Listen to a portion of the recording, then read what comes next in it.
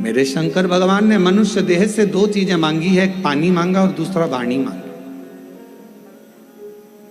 आप शिव जी को एक लोटा पानी चढ़ा रहे हैं, आप अपना कल्याण कर रहे हैं। शिव जी को अपनी वाणी से श्री शिवाय नमस्तुभ्यं, श्री शिवाय नमस्तुभ्यं, श्री शिवाय नमस्तुभ्यं, श्री शिवाय नमस्तुभ्यं। आप अपनी वाणी से जब भगवान शंकर के नाम का उच्चारण कर रहे हैं तो वो शिव को पसंद आ रहा।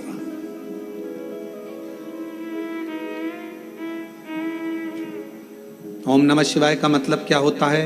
शिव जी को मैं प्रणाम कर रहा हूं। श्री शिवाय नमस्तुभ्यम का मतलब क्या होता है? शिव जी को मैं प्रणाम कर रहा हूं। नमः शिवाय का मतलब भी शिव जी को प्रणाम है और श्री शिवाय नमस्तुभ्यम का मतलब भी शिव जी को प्रणाम।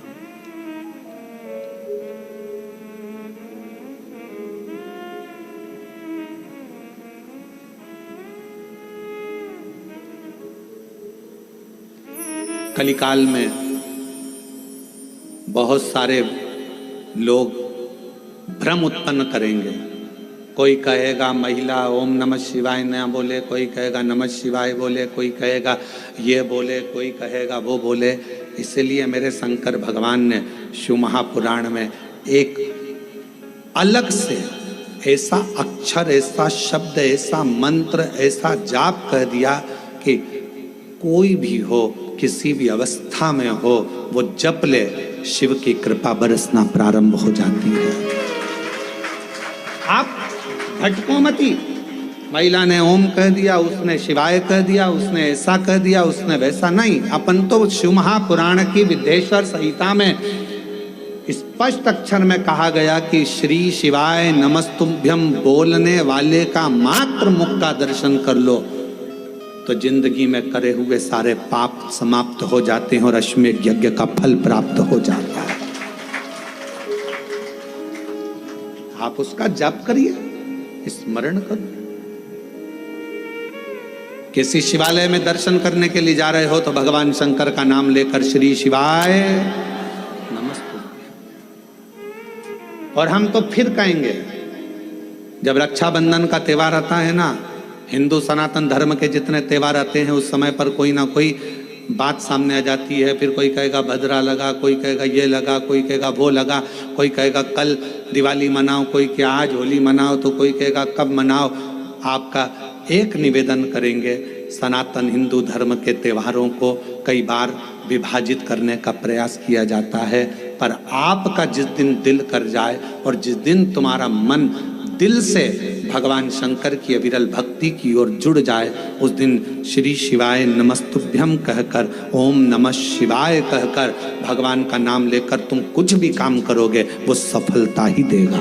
कभी गलत कर्म नहीं, वो आपको भटकाएगा नहीं, वो आपको विघ्न की ओर नहीं पटकेगा, वो आपको तकलीफ की ओर नहीं पटकेगा। राखी पर रक्षा सूत्र बांध रहे हो, राखी पर राखी बंधवा रहे हो, श्री शिवाय नमस्तुभ्यम बोलकर बांधो तो बहन का भी कल्याण और भाई का भी कल्याण हो, बहन का भी कल्याण और भाई का भी कल्याण।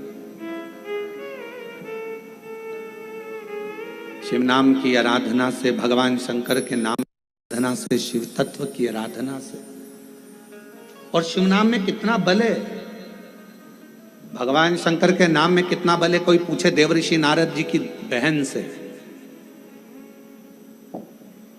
देवऋषि नारद जी के भांजे से। देवऋषि नारद जी की बहन का नाम था ऋषिका। जम के बोलो, क्या नाम था? ऋषिका। और भांजे का नाम था पर्वत मुनि। क्या नाम है भांजे का? पर्वत। देवऋषि नारद जी की बहन का नाम ऋषिका, और ऋषिका ने एक बार देवऋषि नारद जी से पूछा कि मुझे शंकर की भक्ति को प्राप्त करना है। वो भक्ति मुझे मिल कैसे सकती, मुझे वो भक्ति कैसे मिलेगी? तो कहा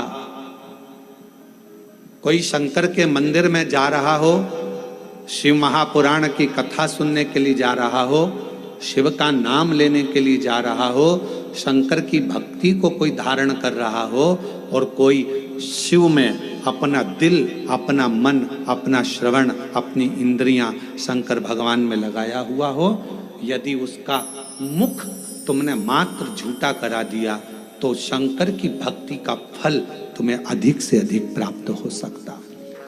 अब आप लोग उठाकर देखिए, हमारे यहाँ एक शब्द कहा जाता है, भूखे को भोजन और प्यासे को पानी। जय बाबा, जम के बोलो जय बाबा। बर्फानी, इतनी ऊपर बर्फानी बाबा बैठे हुए हैं। अमरनाथ जी की गुफा में कथा चल रही है, अमरनाथ जी की गुफा में शंकर जी बैठे हैं, अमरनाथ जी की गुफा में मेरे देवादिदेव महादेव बैठे हुए हैं, और दुनिया के लोग वहाँ लंगर चला रहे हैं, वहाँ भंडारा चला रहे हैं, वहाँ भोजन करा रहे हैं, वहाँ प्यासे को पानी पिला रहे हैं। क्यों? उन्हें क्या फल मिलेगा? तो शिव महापुराण में ऋषिका की कथा कहती है, देव ऋषि नारद जी की बहन की कथा कहती है कि ऋषिका, अगर शिव भक्ति की शुरुआत यहीं से प्रारंभ हो जाती है जब कोई शिव भक्त का मुख झूठा करा